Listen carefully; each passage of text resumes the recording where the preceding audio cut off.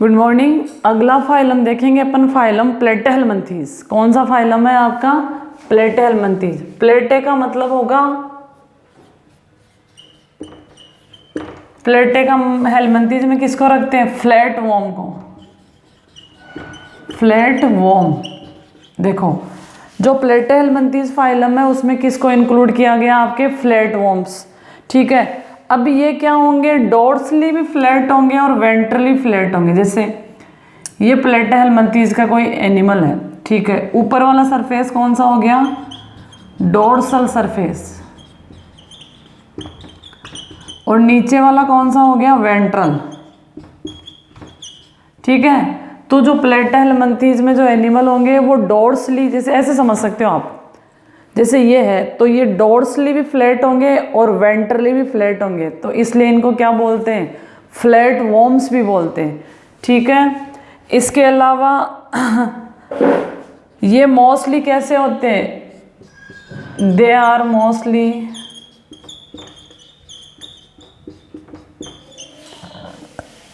Endoparasites.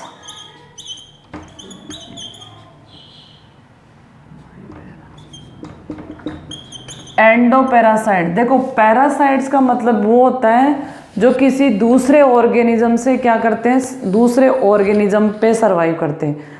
तो parasite वो होंगे जो किसी दूसरे पे सरवाइव करेंगे।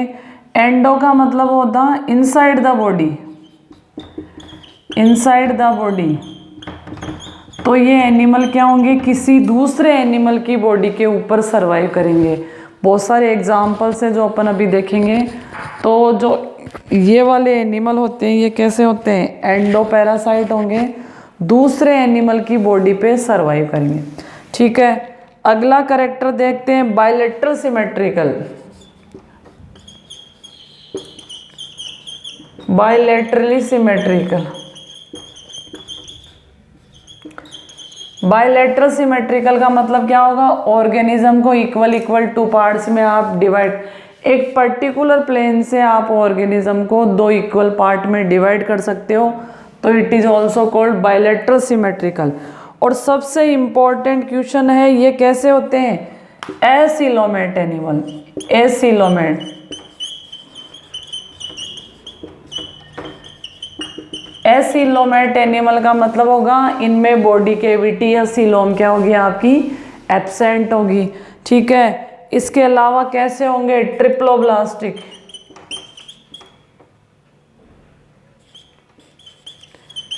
ट्रिप्लोब्लास्टिक का मतलब होगा तीनों जर्मिनल लेयर, एक्टोडर्म, एंडोडर्म और मीजोडर्म क्या होगी? आपके इनमें प्रेजेंट होगी।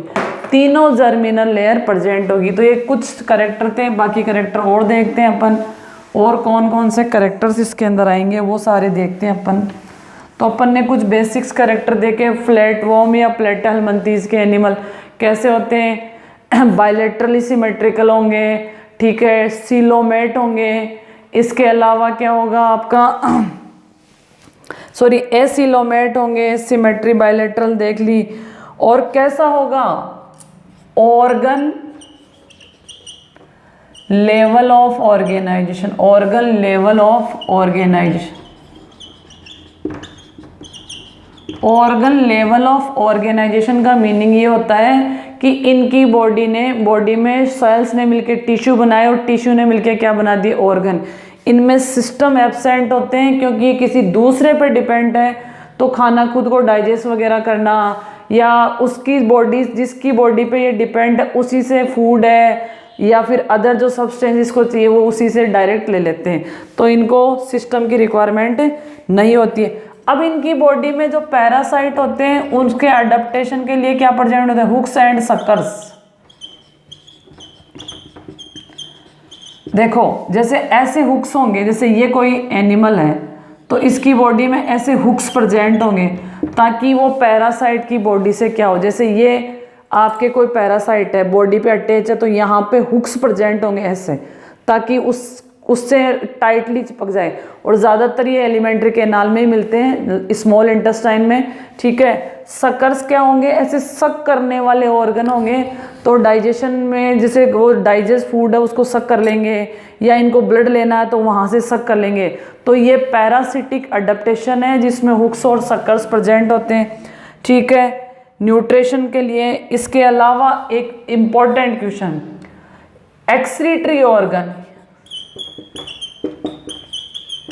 एक्सक्रीटरी ऑर्गन क्या है इसमें, फ्लेम सेल्स, ये इंपॉर्टेंट क्वेश्चन है। जो प्लेटेहेलमिन्थेस होते हैं उनमें एक्सक्रीटरी ऑर्गन होता है फ्लेम सेल।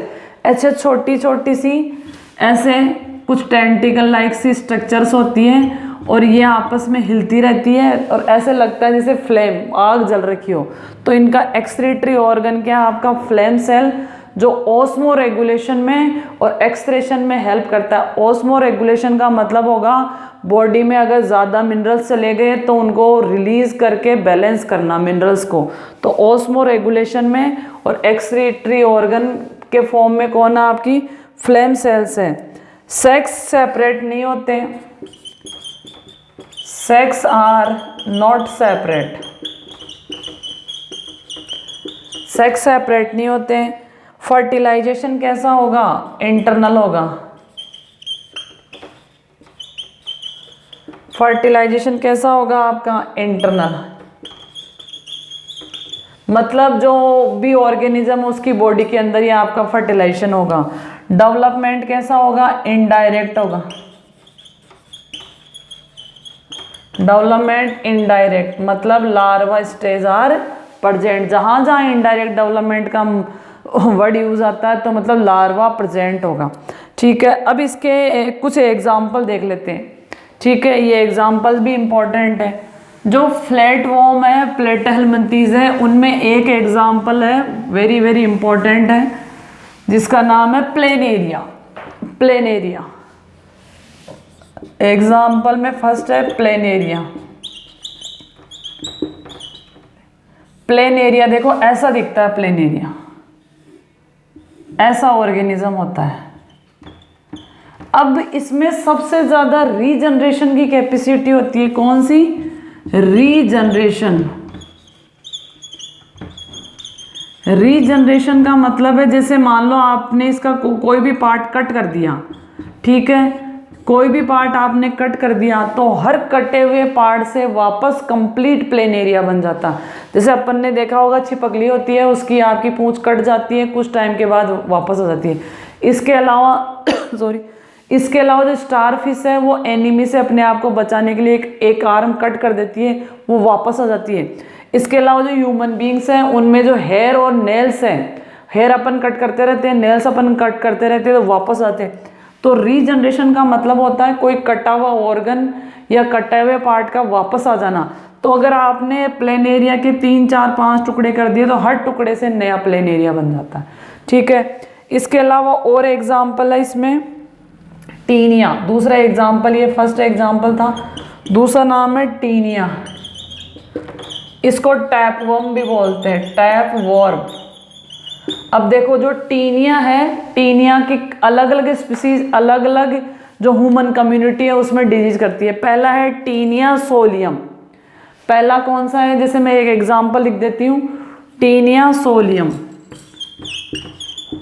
ये क्या करता है, जो भी पर्सन पिग, जो पिग है उसका अगर मीट खाता है तो उसकी बॉडी में टीनिया सोलियम मिलेगा आपका। जो पिग है जो सुअर का मांस खाता है उसकी बॉडी में मिलेगा टीनिया सोलियम। तो सिंपल सी बात है, मॉडर्न की बॉडी के अंदर ये नहीं मिलेगा। दूसरा है आपका टीनिया सेजिनेटा,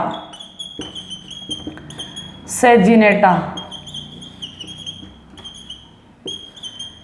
ये मिलता है आपके इसको इस जो बॉडी के अंदर टीनिया सोलियम है, इसका जो पोर्क यानी सुअर का जो मीट खाएगा उसकी बॉडी में मिलेगा। सुअर के मीट को पोर्क भी बोलते हैं।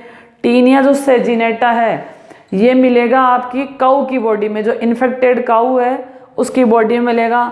तो ये जो सेजिनेटा है वो हिंदुओं में नहीं मिलेगा, ये मोमडन में नहीं मिलेगा, ये हिंदुओं में नहीं मिलेगा, क्योंकि जो बीफ होता है, काऊ के मीट को बीफ बोलते हैं, वो हिंदू नहीं खाते हैं, वो उसको पूजा करते हैं, क्योंकि जो आपकी काऊ है उसकी बॉडी से बहुत सारे ऐसे प्रोडक्ट मिलते हैं जो यूजफुल होते हैं। ठीक है, तो टीनिया सेजिनेटा किस में नहीं मिलेगा? हिंदुओं में नहीं मिलेगा। ठीक है, और टीनिया सोलियम किस में नहीं मिलेगा? मोमडन्स में नहीं मिलेगा। एक होता है आपका फेसियोला, फेसियोला हेपेटिका। चौथा एग्जाम्पल लिखते हैं अपन, फेसियोला।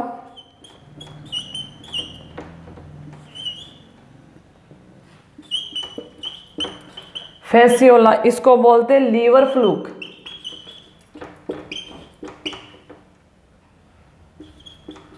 और ये मिलता है आपकी जो शिप होती है, जो भेड़ होती है, उसके इंटेस्टाइन में मिलता है। तो अपन ने देखा जो ये आपके फ्लैट वॉर्म है उसमें 2-3 ही एग्जाम्पल दे रखे हैं अकॉर्डिंग टू 11। जब अपन नीट वाला पढ़ेंगे तो और डिटेल से पढ़ेंगे। तो जो प्लेनेरिया होता है उसमें सबसे ज़्यादा रीजनरेशन की कैपेसिटी होती है। रीजनरेशन का मतलब कटे हुए ऑर्गन, टूटे ऑर्गन का वापस आ जाना। टीनिया जो सोलियम होता है वो उसको टैपवर्म बोलते हैं। टीनिया को टैपवर्म बोलते हैं, स्पीसीज के नाम है। टीनिया सोलियम है वो मोमडन में नहीं मिलेगा, क्योंकि ये पॉर्क की बॉडी में मिलता है। जो पिग होता है उनकी बॉडी में मिलता है। और पॉर्क क्या होता है आपका? पिग का मांस होता है। टीनिया सेजिनेटा है, ये बीफ काऊ के मीट में मिलता है। हर किसी काऊ के मीट में नहीं मिलेगा, ये हर किसी सुअर के मीट में मिलेगा। जो इससे इन्फेक्टेड होंगे उनमें मिलेगा। जो फेसियोला है लीवर फ्लूक बोलते हैं, जो शिप होती है उसके लीवर में मिलता है, उससे वो धीरे धीरे वीक हो जाती है और उनकी डेथ हो जाती है। तो ये फाइलम था आपका प्लेटा हेलमिंथीज। आगे देखेंगे अपन एस के हेलमिंथीज जो अगली क्लास में।